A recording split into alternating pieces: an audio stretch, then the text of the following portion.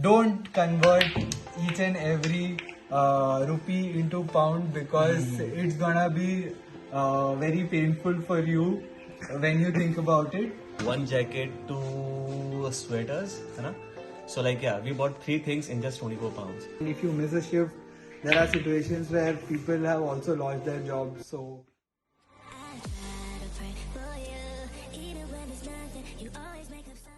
you have to make sure that your end goal is not your part-time job but your full-time job. Yes. Yeah. So it is very important to stay focused with your academics first, so that you get your prerequisites first, so that you get a full-time job.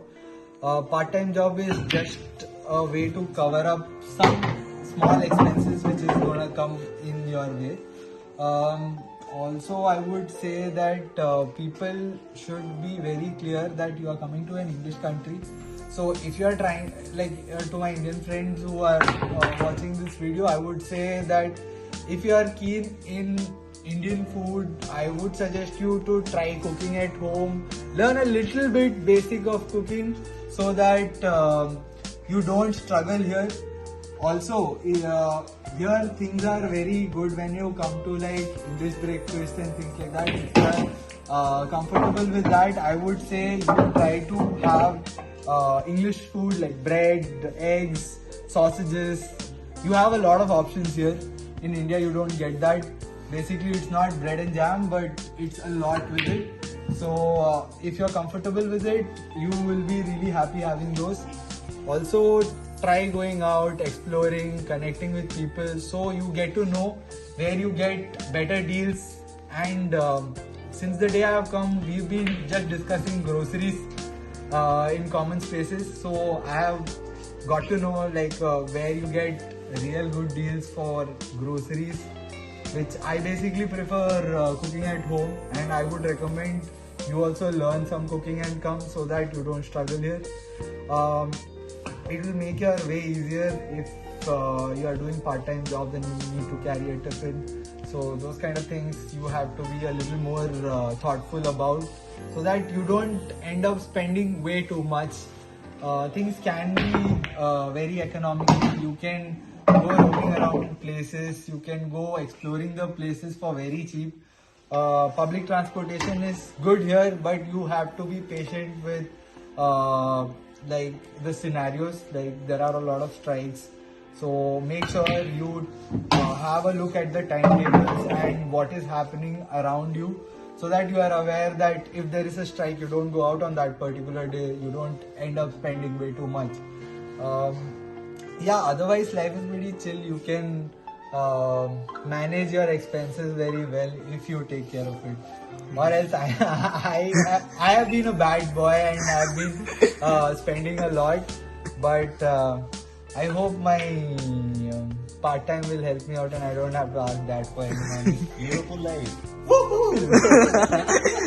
Thank you so much for all the advice. I think I should ask him about his yesterday's work experience. Like you went to part-time yesterday, right? Hey, yeah. I'm working in the Amazon right now, so it's nice to work there, to get a part-time there. Sometimes it's too much work, but it's okay. You are getting something. You are on your own. You can earn here and you can spend for your own expenses, whatever you want. The one thing I mentioned, as my friends mentioned everything, one thing I mentioned here, like in India we have a MRP system for all those things, but in UK you can see one item. If you go to the Tesco somewhere, you will get something for £1. In other shop, the same item can be for £2 or £3. So you have to make sure what things you want from where, because there is no MRP system, so you have to take care of it. And as for the part-time, try applying during the 2 seasons. There are 2 main seasons where you can get the better opportunity for the part-time, like during the Christmas time and the Easter time. So try applying on the Indeed, Total Jobs, and there are many other platforms. Or the one way you can go to the stores directly, present your resume there. And one more thing, you can, it doesn't matter in which college you are, there is a career hub inside the college. You can go there and ask for the help. They will help you, guide you for the jobs, because in UK it's not Generally, like in India, like we used to have a recruitment recruitment programs in our colleges. Companies came there for the interview and all. But in UK, you have to apply by your own. You have to apply own for your jobs. You can apply anywhere. So you have to make sure you have to do research about the companies and better prepare for that. Rest everything is good. It's a fun-loving country. Is there any self thing which you want to mention to the students, upcoming students? Anything which everyone feels? I guess the hair fall issue. Because I don't know about the water or something about the weather. But yes, the weather is dry. And a lot of people are having this this hair falling issue.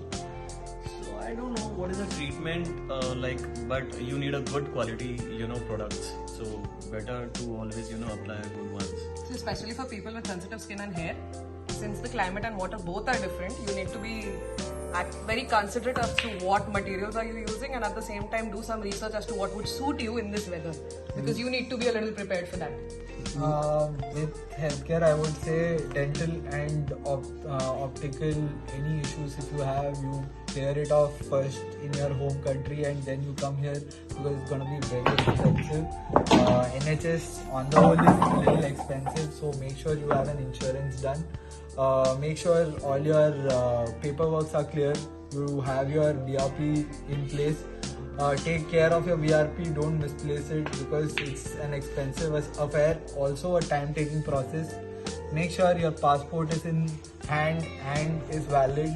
Also try to make sure any college-related paperwork which you have to get secured before you come here, you have all of that in mind. A lot of people do one thing is they try to come on the basis of their friends who have houses and accommodations here, and then they look for places. That is an option, but I would not recommend that, because you will always be in a scenario where you're not sure where your accommodation is. So you make sure your accommodation is sorted before you come down here, so that you don't have to depend on somebody. Make sure you have enough cash to sustain for a month at least, so that Month or two, I guess. month or two, Because to be a on safer month, side. it is all over the formalities, this bank formalities account, bank opening account opening things, or this BRP, or this NI number. So a month goes in this only. So save money for at least 2 months and come up with this. So that would be much helpful for you. And also in the start, I think we have to get all the things like bedsheet, duvets. Yeah, so I would not recommend people to buy a lot of stuff from India, because there are places. Make sure you have some contact in Liverpool before you come, so that you are aware of what are the available options here. Like there are brands like Wilko, Aldi, which provide Primark, which provide really economical options. So you can go for that if you are not too conscious about what exactly you are going for. Also, all your basic requirements are available here. Don't spend on the very first moment. Go have a market survey first. See where it is cheaper, and you will be suggested a lot of things from a lot of people. So it is best if you have a note of those suggestions, but do what is more convenient to you and which is more viable to you. And be mentally prepared for the cold, because in UK it's really too cold, and it's all over the year. It's generally feels in 0 minus degree right now, and especially if you are in the northern part of the UK, like Scotland and everywhere. One thing I need to mention is it's not just about the cold; it's too windy out here. Generally, if you talk about some seashore areas like Liverpool, it's sea around here, so it's always windy. So you have to make sure, if you are coming from there, you can be prepared for that. You can bring at least 1 or 2 jackets with you for the initial days. You can get so many stuffs around here and good quality product which can sustain here for the cold, like in Liverpool. But please carry 1 or 2 jackets with you which can be waterproof and windproof, because it's always rainy around here, especially when you come in the month of September. September to it's like a rainy season, so you can get rain at any time. So make sure you have your jackets with you, you have windproof, you have waterproof shoes with you, it will be okay for you, and like back cover, waterproof back cover, and that's the thing main thing. And that's everything you can get it here at a very good price and very good quality products. That's everything. But actually, what I was thinking is maybe better than carrying 2 jackets. The jackets will be like really You'll heavy. get really good stuff here. Here and also. then will be initial from there. Maybe like they can only one for that, and yeah, because you can wear it in the airport. Like better you can wear it, not to keep it in the luggage. Correct. Also, you should realize that it is really cold and it gets to minus degrees sub-zero. So hands and legs keep freezing. Come down here, get a pair of gloves, get a pair of boots so that you don't slip in the snow or get your hands frozen. Try to get some woolen clothes from back home so that you can be comfortable for the first few days. Rest of the shopping you can do here, my friend. The thing is, you should be very careful. There are a lot of people advising a lot of things. So I would say you take a note of all of them, but do whatever you are comfortable with. Yeah. Okay. Thank you. Thank you Bye. so much. If you like this video, make sure to give a thumbs up and also subscribe to this channel. And if you have any more queries or any doubt, you can just drop a DM in the Instagram or you can just drop it down in the comment section.